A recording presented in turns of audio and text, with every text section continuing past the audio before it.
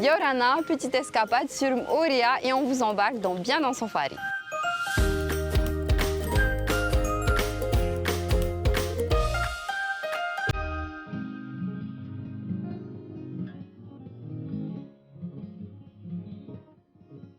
Aujourd'hui, je rejoins Joël qui s'est lancé dans la rénovation de Bangalore. Yorana, Joël. Bonjour, bienvenue. Merci de m'accueillir. Avec plaisir. Alors, on est à Moria. Comment tu es arrivé ici? Voilà, alors c'est une longue histoire. Nous, on était en Nouvelle-Calédonie et puis mon beau-père avait acheté un terrain ici. Et en fait, on a réalisé son projet parce qu'il est assez âgé et donc on l'a fait pour lui. Comme je suis dans le bâtiment et lui aussi, donc Tu fais quoi dans le bâtiment exactement? Je fais tout.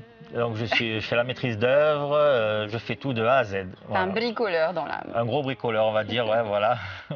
Alors là, justement, on va aller voir un bungalow où tu as des projets. Oui, tout à fait. On y va? On y va, allez, c'est parti.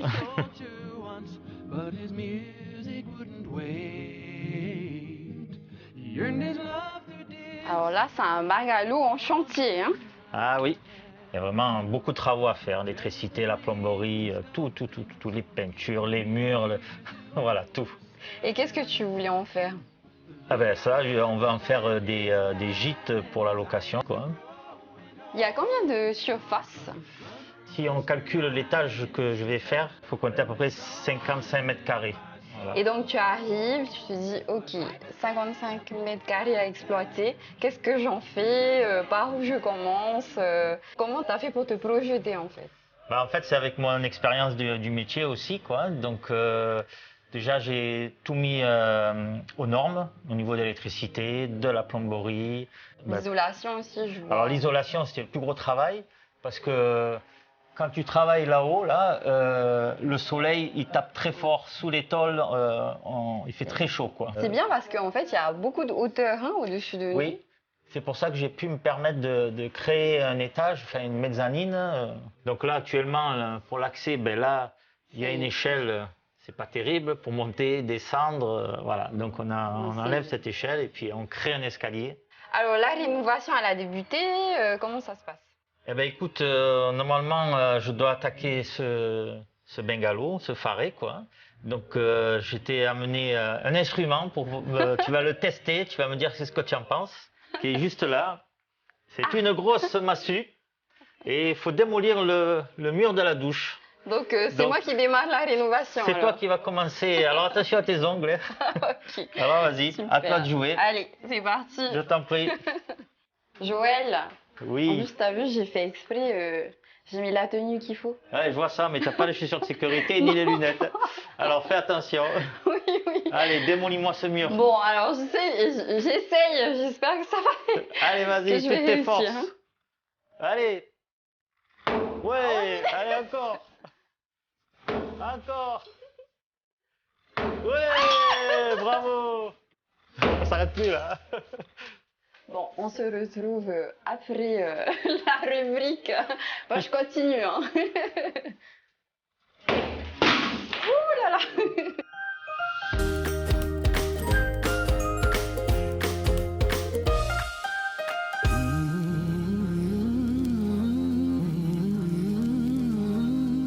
Alors FAS, ça veut dire Fondation pour agir contre l'exclusion.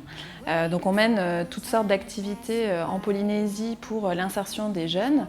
Et dans ce cadre, on a développé des ateliers d'insertion par l'activité économique qui nous permettent de former des jeunes à un métier, de les accompagner pendant toute la période où ils passent chez nous, chez FAS.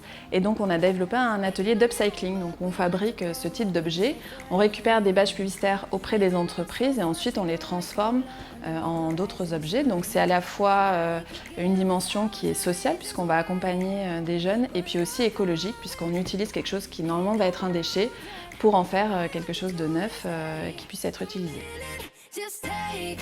Notre but de l'atelier, donc, c'est de récupérer des bâches publicitaires. Donc, c'est la communication qu'on peut voir sur les bords de route, donc pour des événements, des foires ou même dans les centres commerciaux.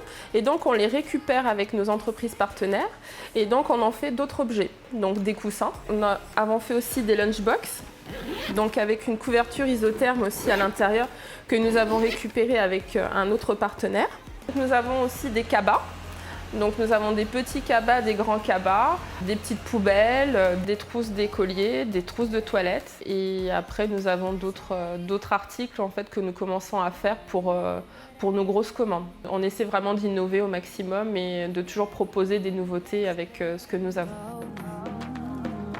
Nous récupérons les bâches, donc nous regardons un petit peu l'état des bâches, donc nous prenons des photos, nous voyons un petit peu si on peut les réutiliser ou pas. Il y a un nettoyage des bâches et après on commence à élaborer les produits que nous allons faire avec. Donc avec certains partenaires, il y a des choses qu'on doit enlever puisqu'on ne doit pas par exemple montrer des visages ou d'autres choses. Donc après on élabore ce qu'on peut faire à l'intérieur. Donc ça peut être des cabas, mais ça peut être aussi des commandes personnalisées par rapport à la quantité que l'entreprise va nous demander.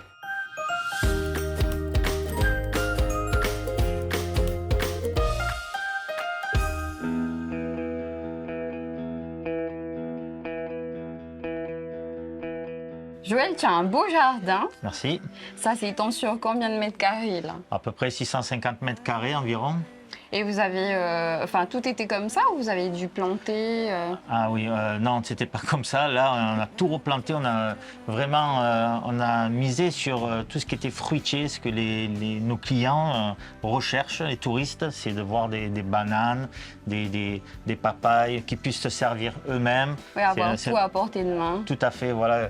Donc, on coupe des fois des régimes de bananes qu'on laisse pour les clients, ils se servent et ça plaît énormément. Voilà. Et ensuite, nous avons aussi en face, juste à traverser la route, et on appelle ça le passage magique. Au bout de ce passage, on arrive sur une plage magnifique pour se baigner. Alors, on est dans le bungalow rénové.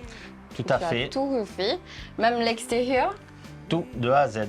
Voilà, c'est-à-dire les extérieurs, les retours de toiture. Donc déjà, c'est le bungalow sur le thème de la forêt, quoi. Parce que l'autre, ça va être sur le thème de la plage, de la mer, quoi. Donc ça va être deux ambiances différentes. Deux ambiances différentes, voilà. Donc là, tu es sur une belle terrasse qui est assez grande, quoi. Et alors là, c'est quoi comme matière? Ça ressemble à du POE. Oui, c'est une imitation, quoi. Donc c'est de la toile en PVC. Et la tendance de couleur que tu as utilisée, ça reste près de la nature, donc on reste plus dans des tonalités de marron. Je vois qu'il y a beaucoup de bois. Oui, c'est plutôt, on a recherché, parce que le bois, ça nous met dans un aspect tranquille, relax, chaleureux. Voilà, donc on est resté un peu là-dedans. On entre? Allez, je t'en prie. Ah oui, effectivement, la rénovation, elle est très très belle, j'adore. Ça change, oui. Entre avant et après, c'est plus la même chose, quoi. C'est clair. La charpente, elle y était? Oui. Avant? Ici, non. Tu voilà. as rajouté la charpente. Voilà, ici, on a créé carrément une chambre à l'étage avec des grosses poutres qui a été très difficile à installer parce qu'elles font un seul morceau, quoi. Et ensuite, cette passerelle là aussi, pareil, avec des grosses poutres. Voilà, installée, posée. Et tu as mis combien de temps pour cette rénovation? Pour cette rénovation, j'ai mis plus de temps que ce que je pensais. Okay. Pourquoi? Parce que déjà, quand j'ai fait cet escalier, je l'ai fait entièrement. Je l'ai redémonté 3 fois parce que ça ne me plaisait pas. Il y avait un petit truc qui n'allait pas. Donc on a refait. Il est beau, hein, d'ailleurs. Merci. Voilà, après on a fait les garde-corps avec du haïto, un bois très très dur, quoi. Et le cordage de la corde pour descendre les huîtres perlières, quoi. Ah, c'est une bonne idée, ça. Hein. Voilà, et ensuite on a mis de récupération alors aussi. Tout à fait, oui. On a mis des colliers de plomberie pour tenir le cordage, et puis on a fait des petites roses en corde. La décoration, c'est toi aussi? Tu as l'initiative de ça? Non, ça c'est pas moi, ça c'est madame, c'est elle la spécialiste. Donc elle a fait tout ce qui est déco, les luminaires, ou comme sur les murs. Vous êtes tous les deux bricoleurs en fait. Ouais, voilà quoi, on va dire ça. Et elle aussi, elle utilise beaucoup de récupération. Hein. Je vois le raffia. Oui. le bois qui a certainement été trouvé au bord de la mer, non? Non, non, dans la forêt, Dans celui-là. la forêt. C'est aussi du haïto, la même chose que ça. C'était une Ok. branche. Et puis, elle l'a récupéré. Et puis, tous les chutes de bois, le reste de Je chantier. vois la table aussi. Voilà, ben, tout ça, ça a été fait avec les chutes du chantier ainsi que ce qu'on voit sur les murs. Oui, là, on reste vraiment dans la tendance, comme tu dis, de la terre, de la nature. La nature, tout à fait, ouais. Donc, par rapport à ce qu'on avait à côté, là, on voit qu'il y a plusieurs couchages. Déjà un dans le salon Oui, et 2 à l'étage. oui, voilà. Donc, à l'étage, on a la chambre des parents. Il y a un grand lit avec une clim. Et ensuite, ce côté-là, c'est une chambre pour enfants ou 2 adultes. Mais on l'a pas fermé, on a fait plutôt côté, pour que ça fasse côté cabane un peu, quoi, pour les enfants. D'ailleurs, ils adorent ça. Tous les enfants qui viennent ici, ils veulent plus décoller d'ici, quoi. Ils adorent. Voilà.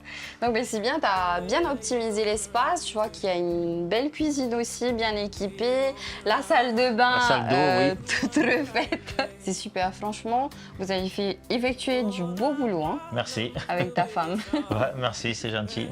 Et donc, ce que je te propose, c'est que on laisse la rénovation Beach House pour une prochaine fois. Avec plaisir. Comme ça nous donne l'occasion de se revoir. Ok. Et nous, on se retrouve la semaine prochaine dans un nouvel épisode, encore sur Moria. Nana! Drugs and give him candy, anything, oh, to make him think he's happy and he